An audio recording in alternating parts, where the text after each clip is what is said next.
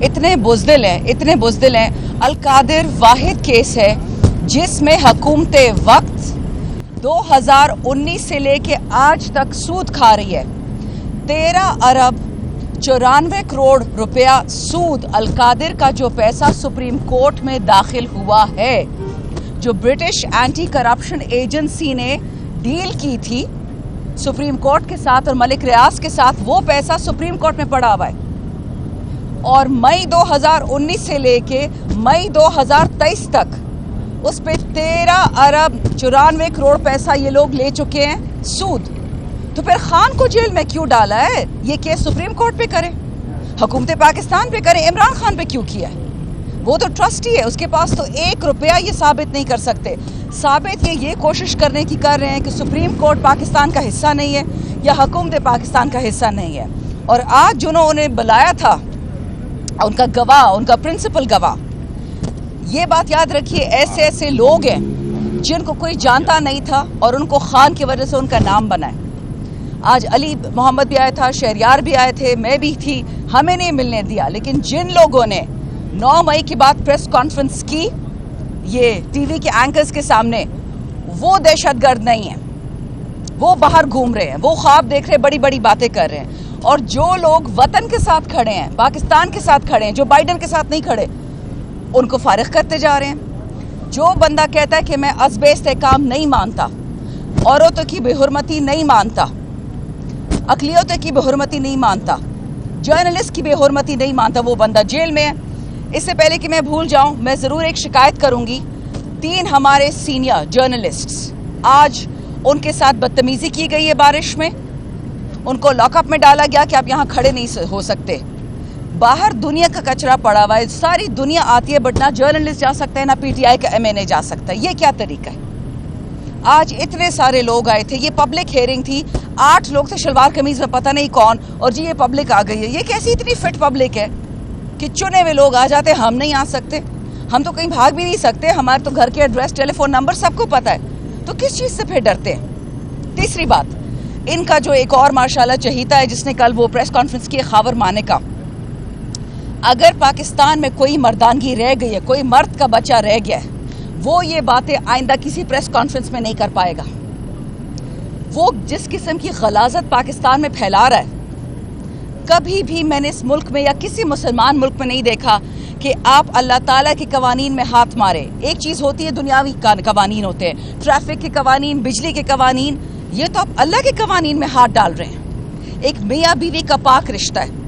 ये जो गंदा केस चल रहा है इद्दत वाला, जिस पे प्रेस कॉन्फ्रेंस इस आदमी ने की है, ये कुरान के, आइन के, अहादीस के, सुप्रीम कोर्ट की जजमेंट्स और MFLO जितने आपके कवानीन है, प्रेसिडेंट्स हैं, उन सब के खिलाफ है।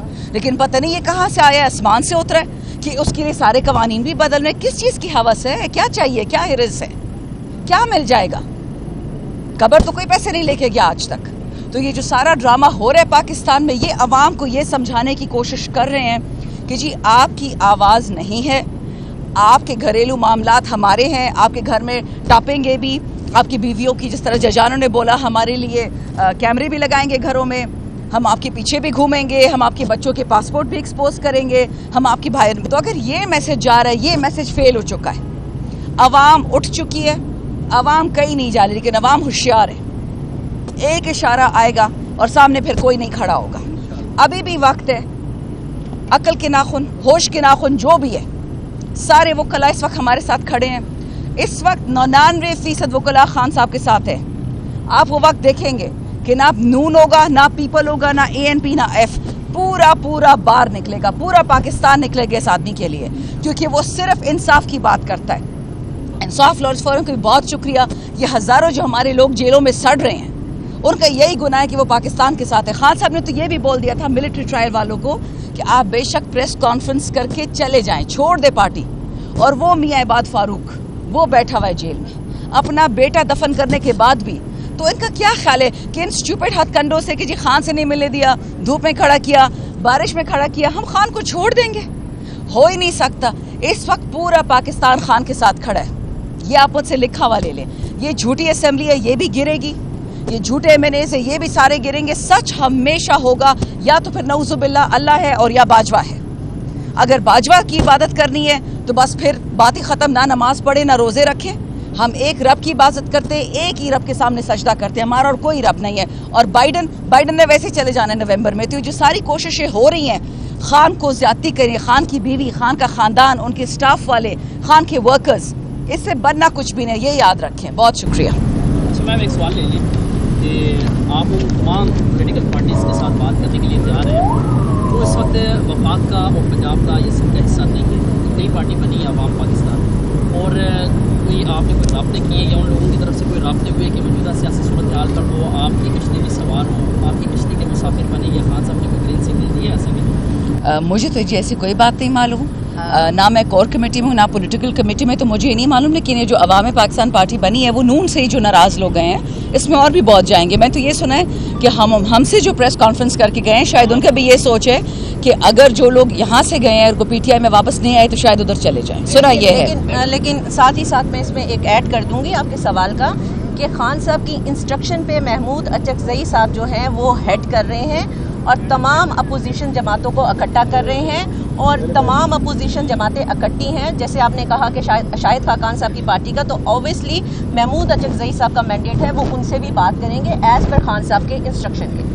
जो पार्टी की मुलाकात है गुज़िश्ता हफ्ते भी बुलाया हुआ था, तो मुलाकात नहीं हो सकी। शाहीन के हवाले से भी शेर अफजल मरवत ने एक ट्वीट किया, उन्होंने कहा कि पाकिस्तान आके मिनिस्ट्री मीडिया पर खिलाफ बात करूँगा। शुएब शाहीन को कंपनी का बंदा करार दिया है शेर अफजल मरवत ने। आप क्या समझती हैं, खान साहब ने इस से कोई बात की है कि दोबारा बुलाया जाएगा, इख्तलाफात खत्म किए जाए, तहरीक आगे कैसे बढ़ेगी फिर आप लोग? देखिए, ये तहरीक किसी भी हस्ती की वजह से नहीं है। नहीं मोहताज नहीं है, let's put it that way. एक इमरान खान पूरे पाकिस्तान के लिए पूरा है। अगर शुएब शाहीन साहब की और शेर अफजल की कोई लड़ाई है या किसी और की है, वो हम पार्टी के अंदर रिजॉल्व कर लेंगे। ट्वीट करने से पाकिस्तान नहीं टूटा। 9 फरवरी को उन्होंने झूठा इलेक्शन करवाया क्योंकि 8 फरवरी को ये आवाम को फेस नहीं कर सके। ये बातें हैं, मेन इशू है अज़्ब इस्तेकाम। उससे ध्यान हटाने के लिए कभी उसने ट्वीट कर दी, कभी उसने खाना नहीं खाया, कभी उसने गाड़ी बदल ली। ये फजूल बातें, ये कोई रिपोर्टें नहीं है। याद रखे, बड़े बड़े नाम थे, चले जाएंगे, प्रेस कॉन्फ्रेंस कर लेंगे, पार्टी नहीं रहेगी। हमदुल्ला पार्टी तो उससे डबल स्ट्रांग हो गई है। जब VONC हो रही थी, जब ये लोग हमसे जा रहे थे, हम 40% 47% पॉपुलैरिटी पे थे, अब तो 80% पे, 87% पे। कोई फर्क नहीं पड़ता इन चीज़ों से, ऐसे ड्रामा है। ये बताइएगा कि कुछ लोग पार्टी आपसे छोड़ गए, फिर उन्होंने प्रेस कॉन्फ्रेंस कर ली, अब कुछ लोग जो है वो वापस आने के चक्कर में, तो आज एक बंदे ने आपके खिलाफ बयान दे दिया आगे अदालत में, तो ये क्या चल रहा है? कुछ वापस आना चाह रहे हैं, कुछ बयान दे रहे हैं? No comment. नहीं, खान साहब ने उस दिन 2 बात की अदालत में। कहते एक ऐसे लोग थे जो पार्टी से गए हैं, मजबूरी, दहशतगर्दी, उनकी बीवियां, उनकी बच्चियां, उनका स्टाफ, उनका घर बर्बादी कर दी। दूसरे वो लोग हैं जिनकी फाइलें थी और वो अपनी फाइलें या जो भी है उसकी वजह से चले गए। कहते दोनों का मैं अलग अलग फैसला करूंगा, खुद करूंगा, केस बाय केस करूंगा।